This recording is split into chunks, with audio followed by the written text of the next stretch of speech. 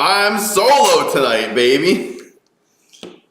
We're gonna see if I set everything up correctly because, big news, I'm not only doing this myself, but I have Streamlabs now. And you should probably be seeing me in way better quality. Ooh, chat showed up. That's great, great news. Huge shout out to Chad for helping me set this up today during work hours, which was just tremendously awesome. I still need to adjust my camera. Here we go. I think that's now centered me. All right, now we're going to try to make sure, do we have Facebook Live? I'm checking my other computer. So I have you guys streaming on this computer. I have my other computer here just to make sure everything else is going well. We hope, because this is the first time I've done this through Streamlabs. I'm not sure if this is really working on this side, but stay with me if you can see me. Welcome. Thank you so much for joining. I appreciate each and every one of you guys. Shout out to the Shift Squad, who is our supporter group. Doug, Aaron, Justin, Christian, Steve, and everyone else that I can't see in my screen right now. But yes, it looks like Facebook is working, and I'm sure it's working on YouTube. So I'm solo tonight. We're going to talk some really cool stuff. We have our first topic from Christian, who is in our supporter group. Thank you guys in chat for confirming that this is actually working. So I'm really stoked because I have Streamlabs on my computer now, which is what Chad usually does all of this through. He does it kind of through Skype normally. If you're just joining us and you're kind of just tuning in, we usually do a weekly stream here on Shifting Lanes. It's 8 p.m. Mondays, Eastern Standard Time usually, but we had a couple of work things come up, and Chad is just swamped at his job right now. So I'm going solo tonight. I have Streamlabs, which is like a streaming software that I can like set up, and everything's now good, and I can talk to you guys through my camera and not do individual stuff. So I'm on our streaming software now, which I now have on my gaming laptop, which is very, very cool. But we have topics tonight. Topics include some Overland builds, which have gotten like crazy popular since the pandemic hit. People just building out cars and trucks and vans and wagons and whatever they can get their hands on into these really cool overlanding vehicles. I know like van life has really blown up over the last like 2 or 3 years as well. People living out of their vans. So I'm going to highlight some really cool builds that I found online that I think you guys are going to enjoy. We're also going to talk about the VW ID Buzz, which may or may not interest you guys, but it really interests me because I love the old VW vans, and they're coming out with a new electric version, and it's actually coming to the US, which I'm really surprised about because the US usually doesn't get cool cars that are from Europe. And RS6 from Audi is a great example of that. We finally got one, but there's been how many generations of RS6 Avant wagons in Europe that we just never got, and we finally got one. So that's a cool car, the VW ID Buzz, and there's a really cool version of it that was done by a design group called Prior Design. So I'm going to show you guys that. And then lastly, we have a really cool announcement from a very old Italian supercar name that you may or may not know. Those that know 60s, 70s, 80s decades and era sort of supercars will know the name Bizzarini.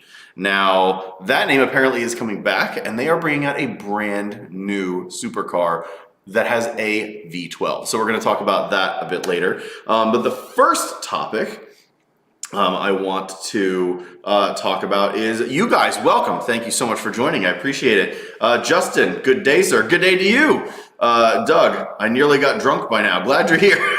Well, I have my juice, so I'll be joining you very shortly. This is, of course, non-alcoholic, wink, and I won't be getting drunk. Also, this is how, forgetting my wedding ring, because it's been a day. It's now on, and we're good.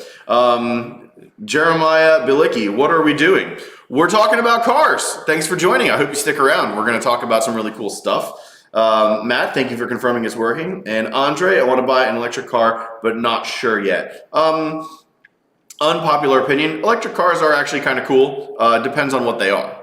As commuter cars, they're very good. As like specialty second or third cars, also very good. Do they have the same soul as an electric or as a ICE car?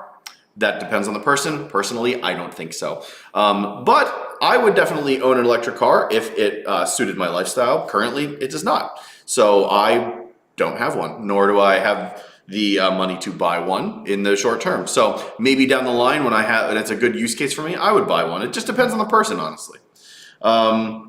Doug, electric is awesome. I told a guy that I didn't care if it killed the last unicorn. I still want one. They are cool. It depends. And the one I'm going to show you later is pretty cool. So I'm going to try my first transition here. So what we're going to talk about first is Overland builds. Now I have a bunch of different things up on my my desktop. So I'm going to try to transfer over to the desktop to see if you guys can see that.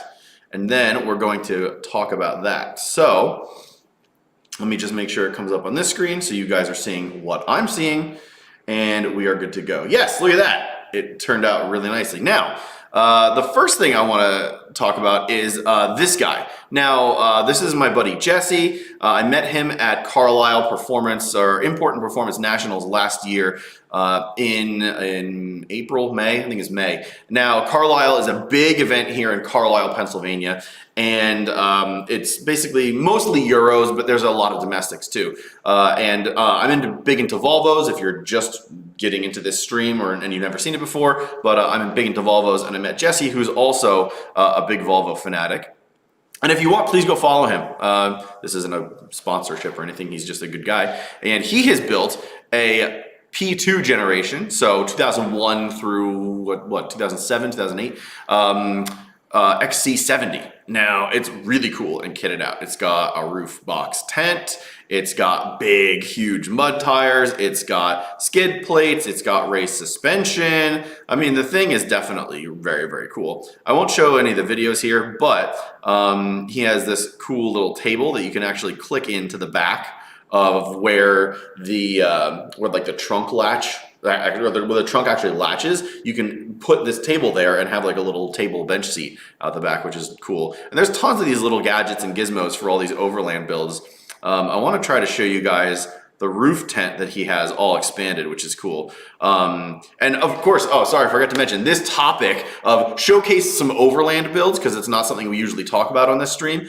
It was from Christian, our supporter.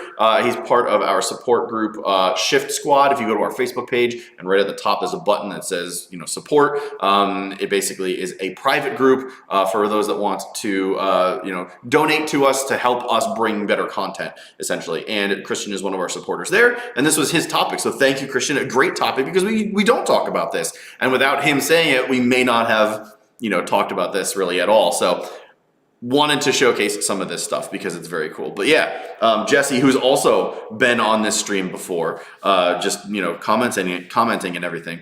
This is his car, and it's just the one on the left here.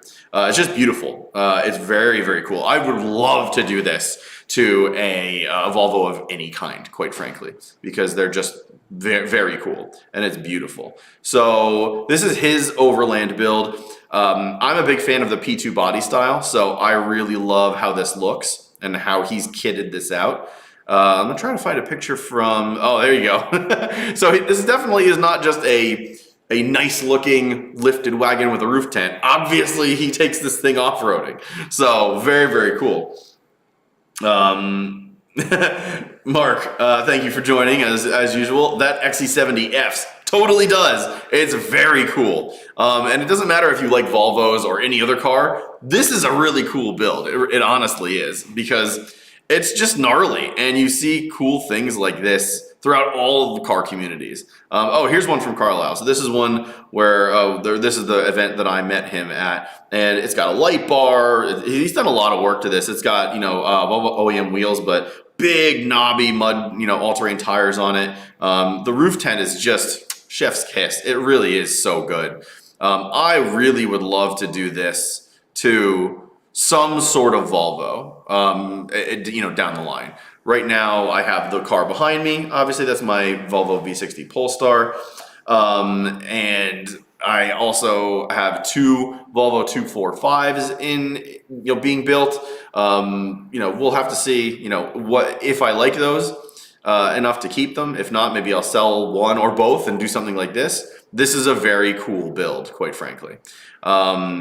So yeah, this is Jesse's build. Jesse, if you're watching this now, you're on, or you're watching it later, or whatever. I just wanted to showcase your car because it is a very cool car. So that's the first one I wanted to show you guys. Thank you, Chad. Hey, look, Greg managed to stream for 9-ish minutes and didn't break any computers. I'm so sorry that your computer was trashed that you couldn't let me on for more time last time. So I guess my computer's just better. Sorry, dude. Hey, Jesse, he just hopped in chat and he's there. So Jesse DeHart in chat, this is his build. So Jesse, we're talking about Overland builds and wanted to showcase your car because it's one of my favorites. I'm a Volvo fan and it's just a cool car. So yeah, this is his Instagram. Please go follow it. It is XC70 Overland and he's up over 4,000 followers. If you guys want, please go follow him. It's a great build and a great series that you're doing with this car. And if you ever want to sell it, please let me know because I will buy it from you. That being said, let's go to the next Overland build. And it's actually from an OEM because what OEMs are seeing now is this big trend in Overland builds and just van life and just adventuring life essentially. So Porsche famously made a 959, the 959 as a Dakar rally car. And what they've done now is they now have a 911 Dakar, which is very cool. And if you don't know what Dakar means, or Dakar, I believe it's Dakar. It is a across the desert race. Now, basically, they race across Africa, essentially, and the Dakar Desert. I believe it's the Dakar Desert, but it is one of the most grueling races in the world, and you see everything from like off-road motorcycles, so bikes, so dirt bikes and stuff. But dirt bikes is not really a term to use for these things. These things are like built off-road bikes. BMWs are famous for doing it. Ducati does it.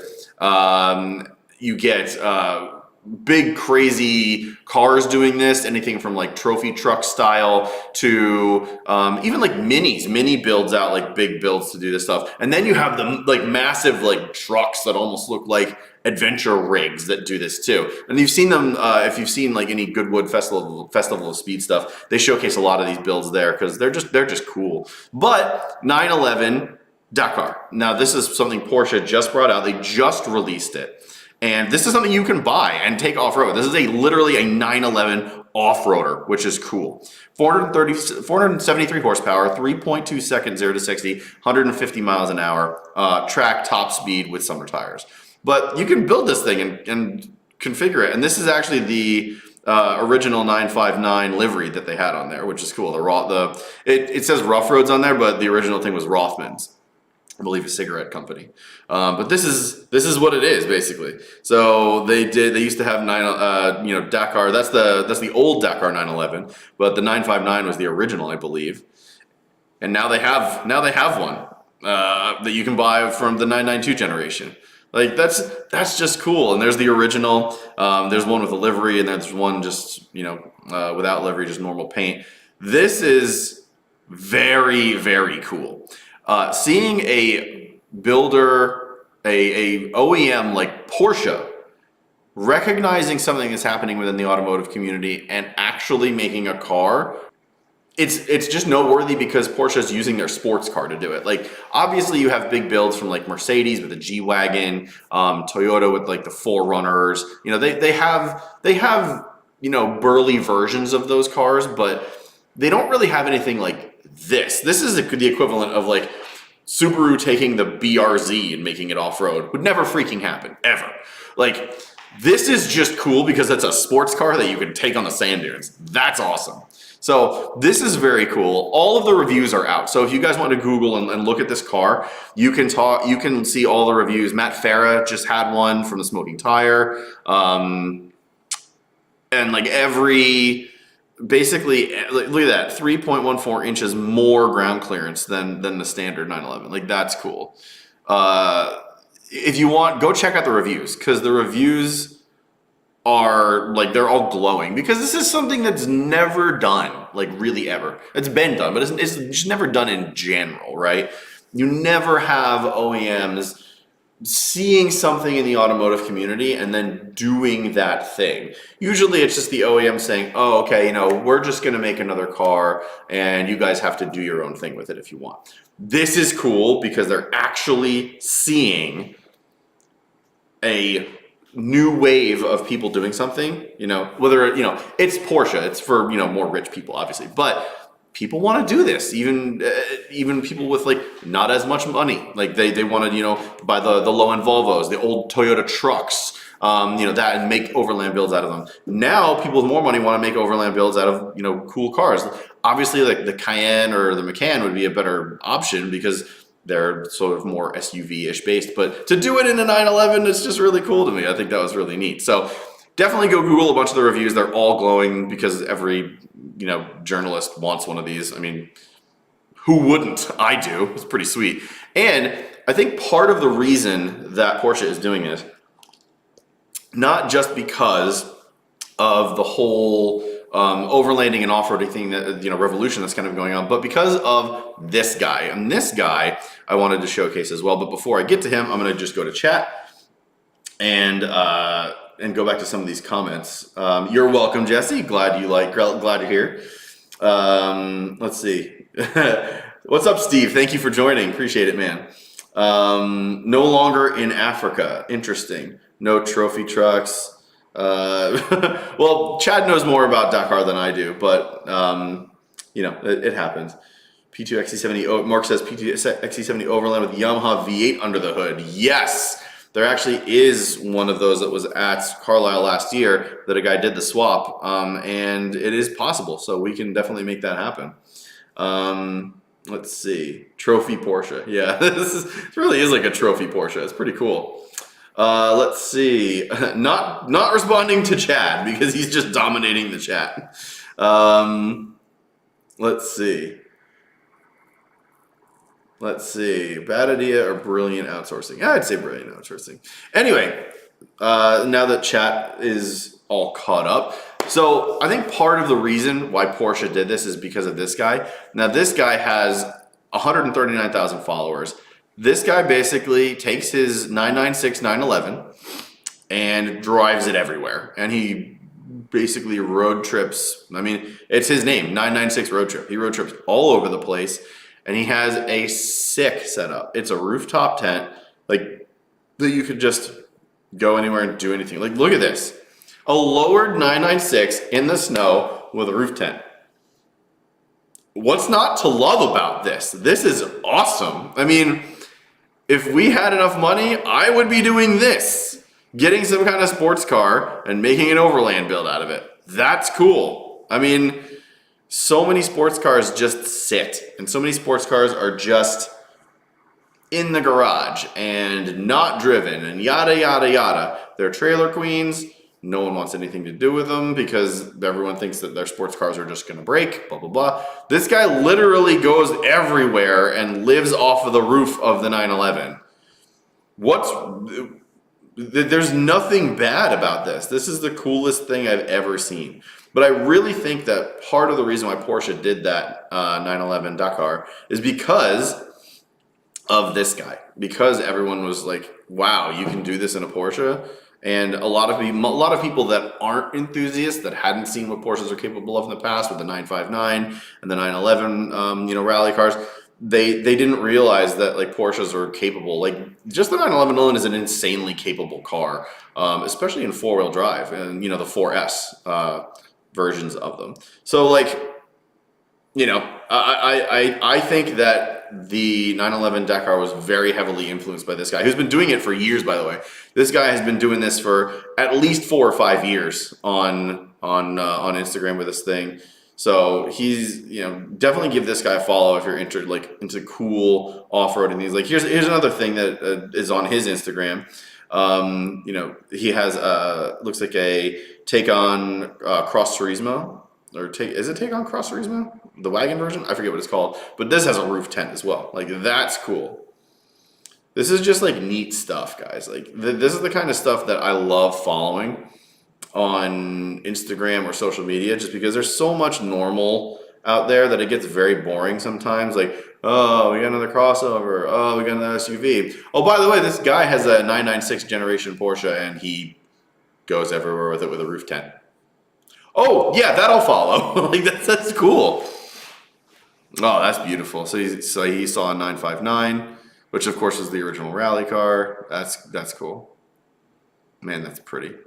Anyway, definitely give this guy a follow. Another Overland build. And this, I would even technically classify this as an Overland build, even though it's like a lower 911. I think he's on air. I don't really know. But like, quite frankly, he takes this thing everywhere. So I would consider this an Overland build, because an Overland build doesn't necessarily mean like you have to have gigantic stuff to go off boulders like Wranglers do. Like, it just means you have to go over land somewhere. So like, I would consider this an Overland build. I don't know if that's the correct definition of one based on what the community it says, but to me, this is very much an Overland build, and I think that's cool. Let's see. Oh yes, Mark, you are correct. There is a guy that took his F40 overlanding / camping. I don't think he really went overlanding with it. I think he did go camping with it. I think he had a roof tent as well. And there's also one that I didn't get enough time to grab, but there's a guy that takes a Gen 1 NSX in this same sort of guise. He has an NSX, a chopped in half Gen 1 NSX trailer, and a roof tent. And that thing's like slammed. So let me see if I can find that, because it's very cool. X Overland. Yes, this is it. So this is sick. Like, look at that. That is so cool. Like, oh man. Acura NSX camper, chopped in half NSX trailer. Like, imagine driving down the road and seeing that. That's cool. Also, the moto compo that matches, chef's kiss. That's just so badass. Like, I could not even begin to think how much engineering and know-how went into like this build. And again, I don't think this is like a true overlanding thing. I think this is more of just a camping thing. Either way, this is awesome. Seeing stuff like this makes me wish I could hit the lottery tomorrow so that I could do something like this immediately, because that is the coolest thing I've ever seen. Like the 996 road trip, this, I mean, it's just awesome. Like that's so cool. If you don't like that, there's something wrong with you. Like I love that. That is so cool. Let's see. Mark, most overlanding is just people driving off pavement to a neat camping spot. Yeah, that's what I think overlanding sort of is, but the cars and trucks that people build are more meant to like go up to the mountains as like overlanding, but most of them sort of do things like what this car can do is, you know, go to a cool camping spot and then just, you know, camp, which is fine. And there's nothing wrong with that. It's just, I don't know what the true definition really is because I'm not into that community as much. Tis true, not a crawler. Christians goes, tis true, not a crawler, just getting off-road a bit is overlanding. Okay, yeah, I'm down with that. That sounds like a good definition to me. Justin, one issue that I discovered with wanting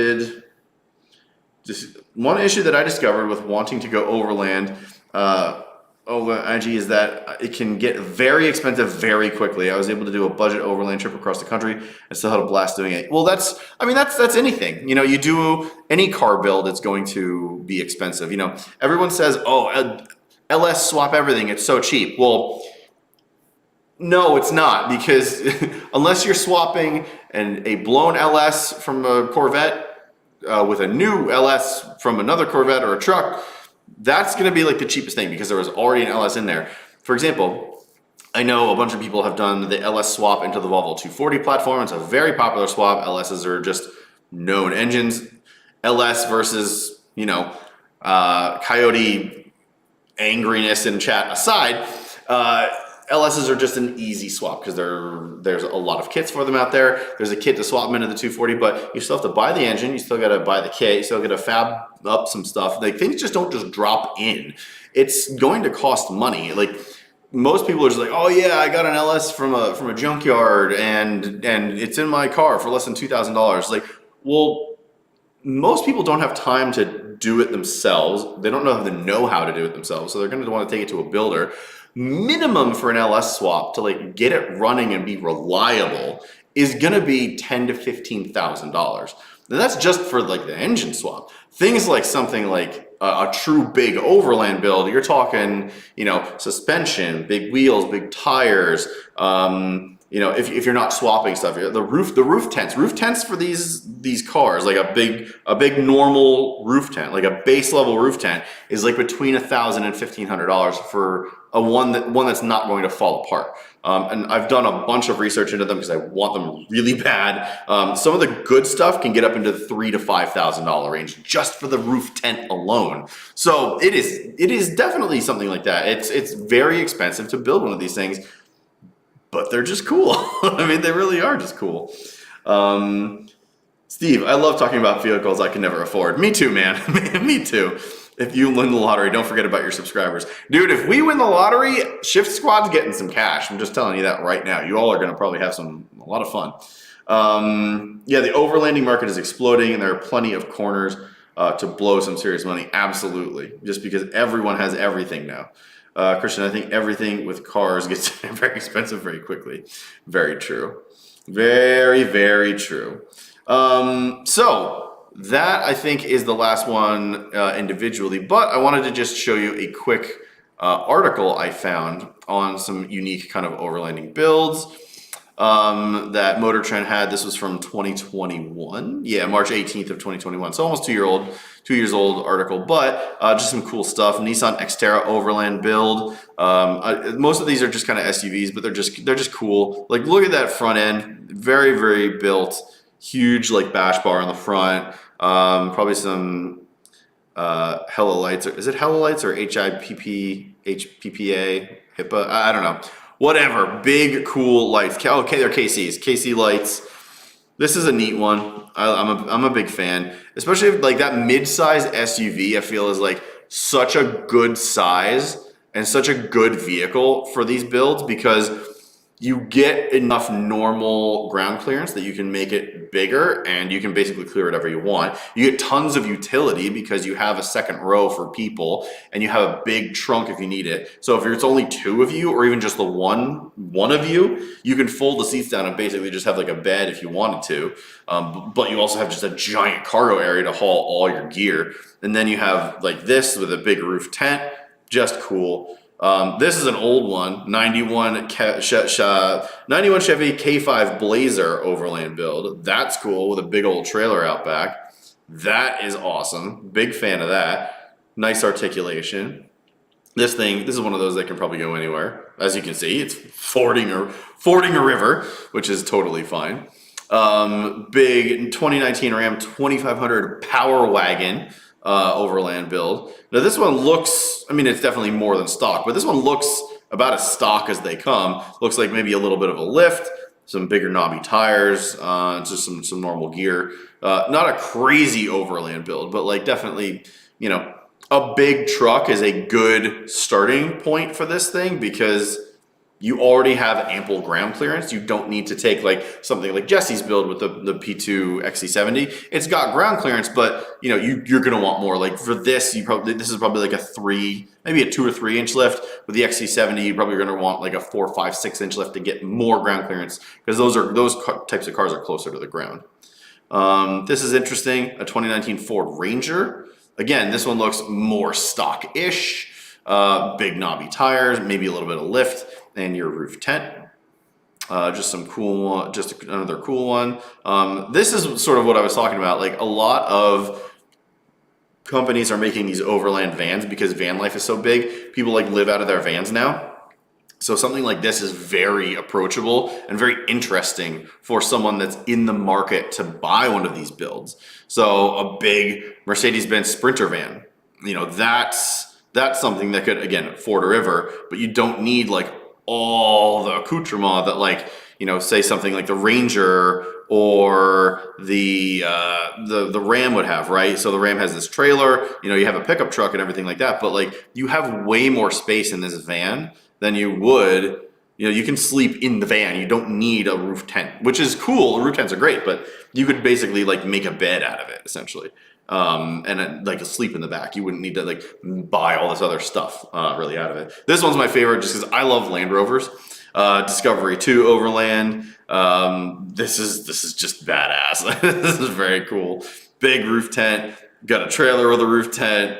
That's just neat. That's probably something I would build. A Land Rover like this with an LS would be hugely attractive to me because if you've seen, I think was that a Top Gear USA thing where they took a car and tried to drive it up a ski slope, and I think it was Top Gear USA when it was the Tanner Faust crew with Rutledge Wood and the comedian who I cannot remember to save my life right now.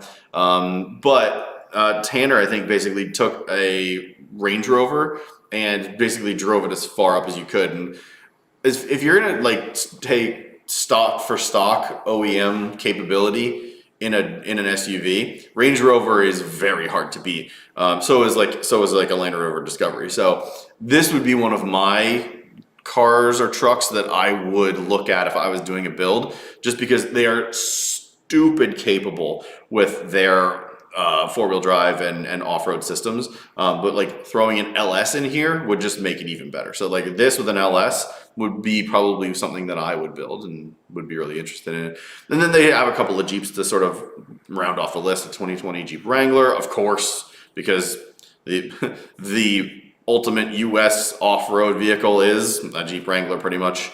And then they also had a Jeep Gladiator Rubicon, basically a Wrangler pickup truck. So pretty cool builds. And then what is this one? Oh, that's the Bilstein one. Another Rubicon.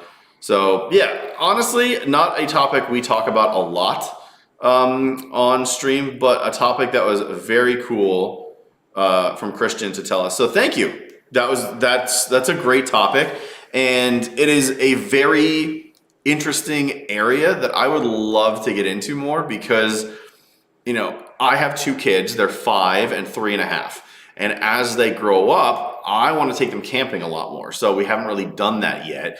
We have a big tent in our basement that we're going to bust out this summer. We're going to do our first family camp out. We're going to do it in the backyard. So if anyone needs to, pee in the middle of the night or whatever, we can just go inside, or everyone needs a snack or they're scared, we can always just go back in the room. So good, soft open, if you will, to do that. But I want to take them camping because, I was in Scouts when I was younger. I loved going camping. My family and I, my mom, my dad and I, we always went up to Watkins Glen when I was young, and we actually camped on the back straight, and we would wake up in the morning to race cars going by, and which was really kind of cool. So I would love to be able to take my kids up there along with my wife, who probably will come reluctantly, but Watkins Glen, and there's wineries up there, she'll be fine.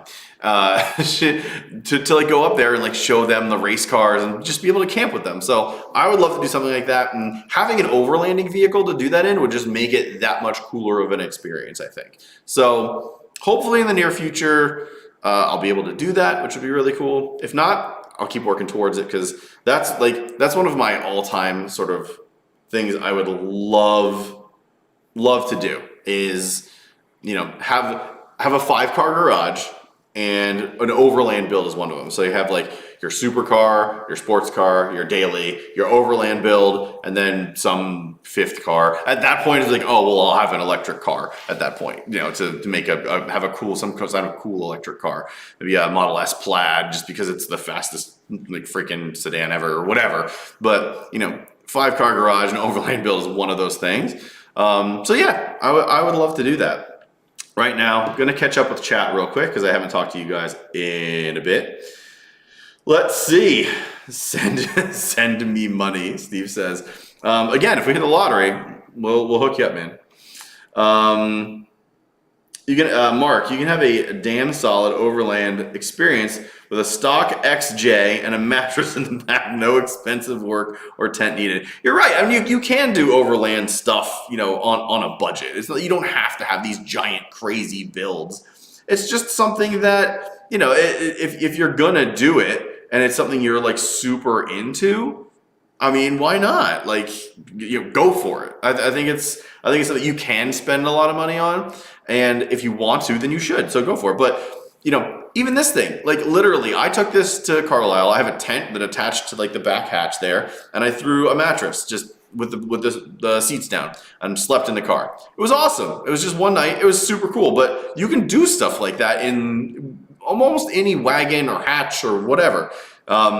You can find. And if you have a tent, you don't really need like all this expensive stuff. You can do it on a budget. But if you're gonna do it and you're really into it, max it out. A roof tent's just cool. Go for it. If I had the budget for a roof tent on this thing, I would go for it. But I'm not throwing a $3,000 roof tent on the top of that. I don't even have the crossbars for it. Let's see. We got biggest downside is how wide they are. Oh yeah, so some of those XJs are freaking awesome. One of the lost treasures. I still love my Eagles more. There you go. Those are good. But I had a great time with my XJs. Overland build my Jeep. Jeeps are great overlanders. You definitely should. Mark says, I'm going to overland my second gen Dodge Cummins 12 valve. Got a high top camper shell, so no RTT required. Nice. That's going to be very cool. Maybe we can put that on stream just to showcase that when it's done. I think that would be very, very cool. Doug makes a good point. Those 4x4 van conversions are crazy expensive, though. I remember when I sold 4s, it was like $13K just for 4x4 from Quigley. Yeah, but that's the thing now, because so many people are starting to see that people want to do this overlanding stuff. So they're making all the 4x4 vans like crazy expensive. Like a base Sprinter used is like $30,000 or $40,000. With like, decently mid-range miles, which is like, as a starting point, that's expensive. And that makes Ford Transits be very, very palatable for things like that. So Ford Transit, super good van life overlanding vehicle, because you can throw suspension on it, you can throw bigger tires on it, and do something like that. But like, so again, for that price, you could also get like a P2 Volvo, or even maybe a P3 XC70. This is a P3, but it's a V60. You could get an XC70, which they made through 2015 or 2016. I want to say 2015 and a half is like the last year they made those. And you can throw some bigger suspension on it and have a probably better overlanding vehicle than a Ford Transit. But if you're really like hell bent on getting a van, Ford Transit's kind of hard to beat. Let's see, what else do we have you guys talk? Man, you guys are chatty. I love it. This is great. This is a topic that I think a lot of you are interested in. We should maybe feature more on stream because it's a cool topic, and they're cool cars and trucks. It's not all just about sports cars and hot sedans and blah blah blah. Going slow is also very fun in the right manner. Let's see, what else do we got? Volvo electronics are NASA worthy compared to pretty much every British car ever made. Chad, truer words have never been spoken. Doug, I had to push my brother's Triumph home more than once. Not surprised at all. Volvos are far less problematic than Land Rovers. Fact. Lucid Air Tri-Motor is faster, or will be. Yes, actually, yeah. I think it's called the Lucid Air Sapphire now. They just had it on Haggerty, and it beat the Model S Plaid. I forget what it was. I want to say Sapphire, which is now like the fastest. It's now the fastest one, which is cool. Rivian electric truck, low key, looks dope for an electric overlander. Yes. The Rivian electric truck looks very cool. The R1T, also the R1S, both of those look very cool for our off-roaders. But let's going slow is also fun. The mantra of Miata owners. That's actually true, and I've actually said that as well. I'm not a Miata owner, but I agree with that. Going 30 miles an hour in a Miata is a lot more fun than going 30 miles an hour in a Porsche 911, because Well, other than the fact that the Porsche is just nicer and a cooler car overall, 30 miles an hour in a Miata feels vastly different and way faster than a 30 miles an hour in a Porsche 911, especially on a back road with the twisties. So, with all that said, let's get on to our next topic, which is a very, very cool electric van. So, nice transition from overlanding van life to regular van life. So if you don't know, VW is coming out with an electric van called the ID Buzz. Now this is basically the modernized version of the old school Buzz, or the old school van, sorry. So this is what prior design thinks they can make it look like. And quite frankly, that is awesome because it just looks really cool. Like, to me, I don't know. Over the last couple of years at SEMA, they've had mini trucks be like part of the builds there being mini trucks have like sort of gone nuts. And this is sort of in that same class. Like it's a small van and it's sort of like lowered and it just looks cool. It's got like turbo fans on it. It's just neat. I think it looks really, really cool. So, prior design is something, actually, quite frankly, I don't know what prior design is. I believe they are sort of a design firm and a rendering firm for like supercars, I want to say. So let me just read this really quick. Let's see. Staying in Germany, prior design is more known for the addenda it designs for supercars. There we go. But it has turned its eye on the ID Buzz. The reborn bully being effectively a Spartan rectangle. There's not much to be done for tuning and not much needs to be done. The prior kit, okay, so this is a kit. In that case, is mostly linear embellishments, starting with a front lip spoiler and extended carbon fiber corners for the diamond grille. So this is basically a kit from prior design, which, oh, that looks so cool in red though. Look at that. Yo, like okay. I would buy this because that looks awesome. It's definitely a family carrier. I would imagine pulling up to like the drop off, the school drop off in that. Everyone's in their like Rogue, their Nissan Rogue, or their Ford Escape, or their VW Atlas. And then you roll up in something like this. Dude, every single parent's gonna be like, who is that guy? And you shouldn't do it for the attention, but just like, that's just awesome. I love this thing. I think it's cool. This is awesome. I'm a big fan. I want to see what you guys think because I have a feeling that people are going to be very love or hate with this thing. Let's see. What are you guys saying? Because I really want to know what you guys are saying on this. Let's see. Nothing wrong with jumping the trunk. The Mustang. Oh my God, they're moving forward with the electric bong wagon. Yes, Mark, they are. This is. They are actually bringing the VW ID Buzz to the US. Not this one, obviously. This is the prior design kit, but the ID Buzz is coming to the US. It's going to be an electric van here in the US. It's a real thing. So low to the ground it won't roll. No way. That's definitely got at least two to 3 inches of clearance from the front lip. Yes. Oh, Mark, I'd rock it, but Steve's matte black. This in matte black would be sick.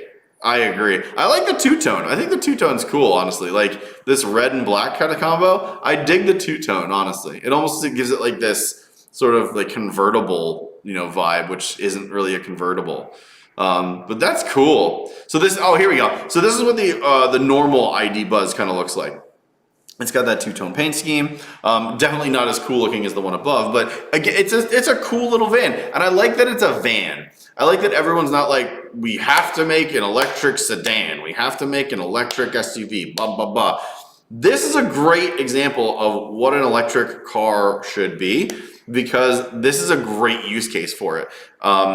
People mover, you're not going to be, it's a people mover that isn't road trip-esque, I feel. It's a smaller people mover. So, one that you could keep at home, charge up, take the kids around, go grocery shopping in, do some like errands, this, that, and the other thing, and then come home and plug it in. That's what I feel like this is a great use case for that, because you have the capability of picking up the kids, moving people around, whatever, getting stuff done. You obviously can fold the seats, going to Home Depot, haul on that stuff. You got probably ample room for that, but like, there's not a ton of cargo space behind the second row of seats. So you're not gonna, this isn't a crazy road trip car. This is a great thing for EVs. This is the kind of vehicle that I believe EVs will thrive in, and become far less expensive to run than, say, like a gas-powered sedan. Gas-powered EV versus gas-powered sedan is still sort of even at this point. But this is just cool. I think, this is one of those EVs that I'm just like, I could see this becoming a project car, and this becoming, the V60 becoming my project car, and this thing becoming my daily. But only if it's interesting. In the normal sort of guise where it's, this down here, I don't know. But this is a very different sort of thing here. This is very cool to me. I don't know if you guys really agree, but I just clicked the wrong link. I love this. I think this is extremely cool. Let's see, are there any other specs here for this? Black and white scheme, a new hatch. So let's see. Rims aren't or wheels aren't crazy. It's not rims. White turbofan rotiform wheels. Yep. Awesome. New hatch spoiler. Sure, they did as many decisions they did with the study for the BMW 4 Series grille. Oh, prior design they're the ones that did the new, okay. That's where I've heard the name. So this was their design for the 4 Series grille to get rid of like the buck teeth up front. I've seen this rendering before. I think we've talked about it actually on a previous stream too. But they're the ones that did this, which it just looks way, way better than what BMW designed originally. So that's where I've heard the name prior design. So they are a rendering and kit firm. So yeah, I'm a big fan. I love this. I would definitely drive that daily for sure. Vans rock. My wife greatly disagrees. Yeah, mine same way, Doug. Totally with you. Mustang finally tastes curb. No, Chad gets his Mustang back next week or the week after. So we're going to have some big updates on that really, really soon. While we're in here, let's go to just the last topic, because then we can kind of just chat openly. But so you guys know the name Bizzarini. And if you don't, it is an old school, oh no, I gave it away. It's an old Italian design and car firm that now is getting a makeover. And this is what it could look like, because this is the rendering. Look at that. That is sick. That looks amazing.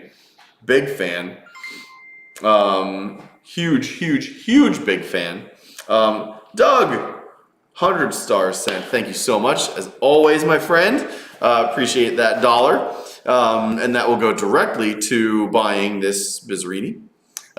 Which, no, actually, it won't do that. So an investment firm basically they basically revived the Bizzarini brand a couple of years ago in the midst of the pandemic. But this is called the Giotto, which I believe was the name of the founder of Bizzarini. I believe it was Giotto Bizzarini. And yeah, there you go. Named after the company's founder, Giotto Bizzarini. Company's first modern take on a sports car since its reawakening, penned by none other than Giugiaro and his son Fabrizio. It brings company's classic designs and reimagines them for the 21st century. It will have a naturally aspirated V12 engine. So imagine this thing with a naturally aspirated V12 engine. Don't know what that's going to be. But let's see. More interesting than the looks is the powertrain plan. Bizzarini hasn't released many details, but says that Giotto will look to its heritage for powertrain options when choosing the car's naturally aspirated V12 engine. Bizzarini goes on to point out that Giotto, before starting his own car business, was instrumental in developing Lamborghini's first V12, which was used in several forms up until 2010. So, sure sounds like they could use a Lamborghini V12. And quite honestly, this looks better than every Lamborghini right now, or in the last 20 years, quite frankly. That is a freaking fantastic looking rendering and illustration. And yeah, I am a huge fan. If these little teasers are what's gonna happen, yeah, I'm in. Over under guesses of 2 million, probably going to be over, my guess. But that looks fantastic. I am really excited that this is coming out because of everything that's happening with EV and hybridization. And now they're really like, yep, we're just going to make a naturally aspirated V12 supercar. Great. We need more of that. But I think this is sort of like where things are going to be going over the next decade. Is all of the mainstream stuff is going to go EV and hybrid, mostly EV, some hybridization in there, and all the coach builders are going to be like, nope, we don't have to follow those rules. We're going to just make V12s or V10s or big burly V8s boosted and stuff. It's going to be crazy expensive, but we're at least still going to be able to get them and, you know, live them. Like a great example is the Gordon Murray car, the T 5.0 T or T50 or whatever it is. You know, that has a Cosworth. I think it's a V12, a Cosworth V12. You know, that, again, small company that's, you know, has one car. He wants to expand and make a bigger company out of it, but like his first car is a naturally aspirated V12. So there you go. I think this is what's going to happen with like the smaller companies, is because they can still source the parts and they're not going to be insanely expensive. They can still turn a profit, and there's enough new money out there that all of these crazy rich people are just going to say, yep, I'm just going to buy that. And us enthusiasts are just going to say, great, you buy that, because then we get to like reap the benefits of actually seeing these cars built, as opposed to, you know, just another Rimac, which is fine. Again, those are fine and they're cool. Like Rimac is an insane piece of engineering. This is cooler because it's got a naturally aspirated V12. So, yeah, I think it's cool. What do you guys think? I'm gonna go back to chat and see what you guys are talking about. Discussing today with a friend where the EV is going to shine, and this feels like it was like what I was talking about. Oh, I think that's what the ID Buzz. Yeah, I agree. Let's see. What are you guys saying about this thing? The render has a lot of McLaren attitude. Yeah, I could see that. To me, the sort of cockpit and the roof sort of has a very Koenigsegg vibe. Rear quarters definitely look very McLaren, along with the front fenders. The nose reminds me a lot of it sort of reminds me like of a Alfa Romeo and a Bugatti sort of had a baby, I think. Like the front end of a Chiron with the front end of like an Alfa a little bit. I don't know. It's a really nice render. It's a really nice sketch and design. I just hope they can come close to it, because that's a big window. It's a big windscreen, and that greenhouse is it's tough to pull off. Koenigsegg seems to have pulled it off the best in the last 10 years. So if they can and they can come close to this, great. I mean, more power to them. That's a very cool car. Yeah, Mark, you're right. There's a lot going on. 8 MPG more than likely. Yeah, I agree. It definitely looks like it's going to be a very low miles per gallon car, but you know, naturally aspirated V12s, you're not buying them for the MPGs, that's for sure.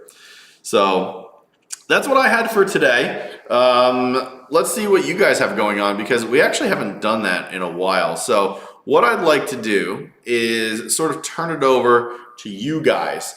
What are you guys working on right now?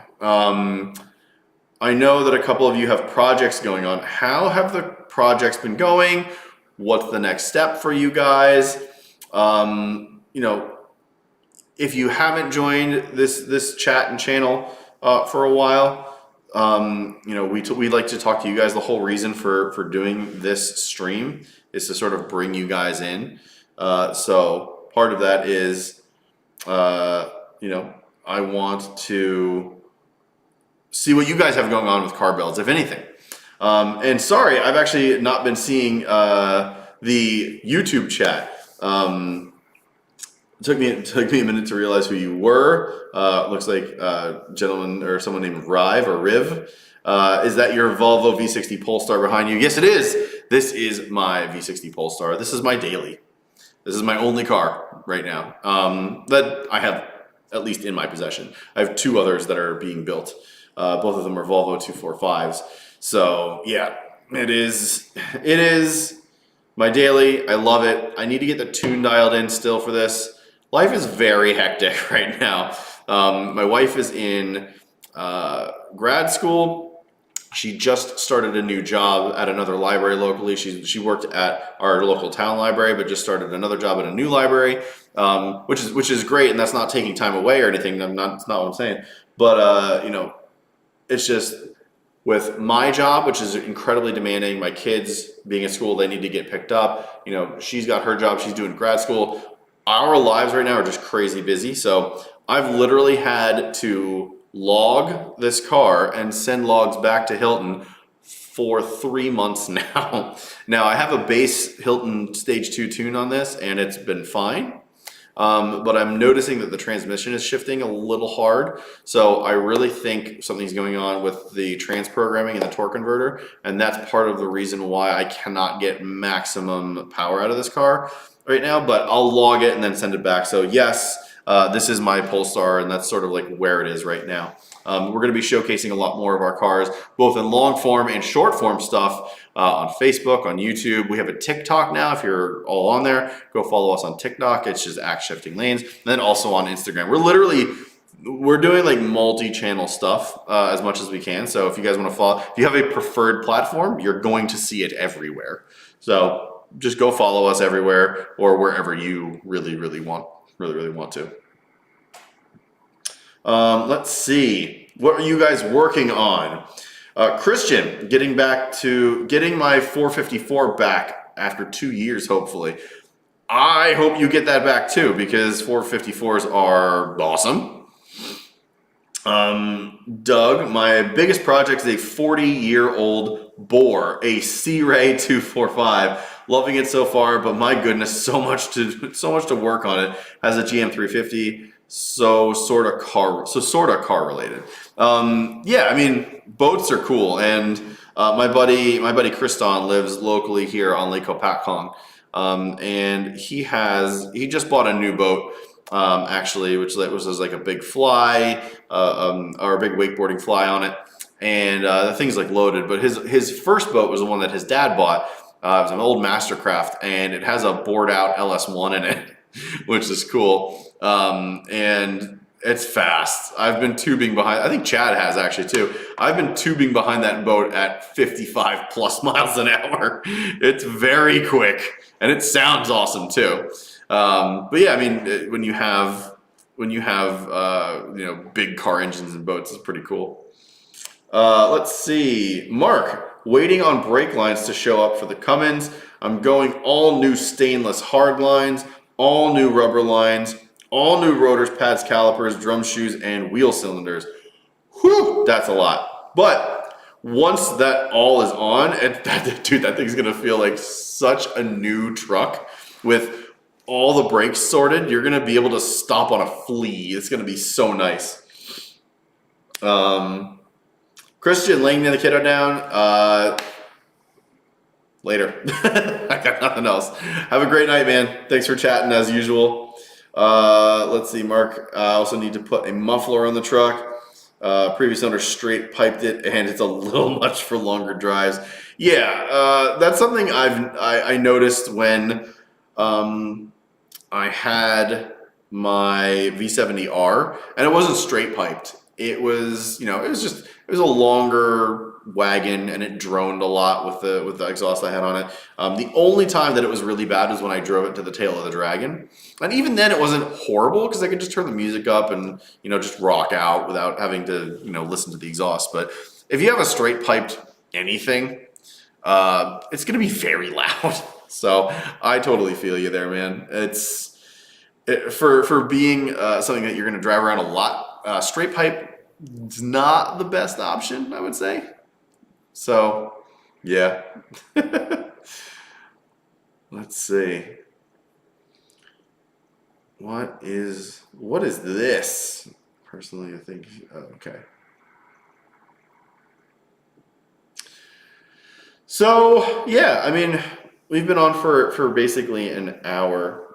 Oh, here we go. Mark, the exhaust system is also held together with, among other things, ratchet straps. Typical second gen. Typical second gen stuff. Yeah, I mean, that is definitely not ideal, I would say. Ratchet straps holding an exhaust system together, not the best thing. But once that thing's sorted, that's going to be a really, really good truck for sure. All right, well, look, I've been on for an hour. I don't have another person here to chat with other than you guys, which are always awesome. But next week we're going to be back. I think we might be able to do an extra live stream next week just because, like Chad had said in chat, Chad's Mustang is getting built this week into next week. And maybe the week after. I guess it depends on the shop's availability and how the tuning goes and everything like that. But his whole car should be together within the next, within the next 2 full weeks. Within the next fortnight, we're going to have a built Mustang. And Chad's been chomping at the bit for that. So with that being said, I think I'm going to end the stream tonight here. We talked about a couple topics. It was very awesome, and thank you guys for participating. It was a lot of fun doing this on my own with you guys, and being able to do this through Streamlabs, which is really nice and so much easier than just doing it individually. I hope the quality sort of came through a little bit better than usual. But yeah, next week we should have a lot of Mustang news for you guys. And this weekend I will be doing the logs for this car. And we're going to be starting to put a ton more short form videos on our YouTube channels, both our main one and Shifting Lanes Garage, which we've rebranded our second channel to our Shifting Lanes Garage, just because I stream from the garage. We're doing project car stuff on there now a lot, so only kind of made sense. But we're going to have a lot of short form stuff, which is not going to be, it'll be some funny stuff here and there, but it's going to be a lot of build stuff. So we're going to try to do some long form stuff as usual, but we're also going to showcase it sort of in little snippets that you wouldn't get to see. So imagine the shorts as sort of like the behind the scenes, and the longer form stuff as like us introducing you to parts and the build itself and blah, blah, blah, and driving it and the experience, and the short form stuff to being like, hey, here's what the builder's doing for the clutch assembly. Here's what the builder's doing for the trans, extra blah, blah, blah. So it's going to be that sort of stuff. So I think is a really nice sort of melding of what you guys don't get to see and what we can show you. So be sure to check out all of the stuff on Shifting Lanes Garage. And Hanson is still doing all of the OEM car reviews on our main channel on Shifting Lanes, which is also getting a ton of views through the short form stuff that we're doing. And we actually, I think we were almost up over 15 million views on Facebook for Reels, which is just insane. So thank you guys for watching all of this stuff that we do. It's just fun. And the fact that you guys support us with these stars and the supporter group and all this stuff, like that actually helps us to make more of this things for you guys to watch. Like it's really cool to be able to have a supportive community and to actually be able to give back to you guys through videos and car experiences, and hopefully through more stuff as we continue to grow the channel and the community. So that'll do it for tonight. Thank you guys so much for tuning in. Thanks everyone who was in chat and who joined. And we'll see you again next week, hopefully this time at Monday at 8 Eastern, which we usually do. My name is Gregson. Chad will be back next week, and hopefully we'll bring you even more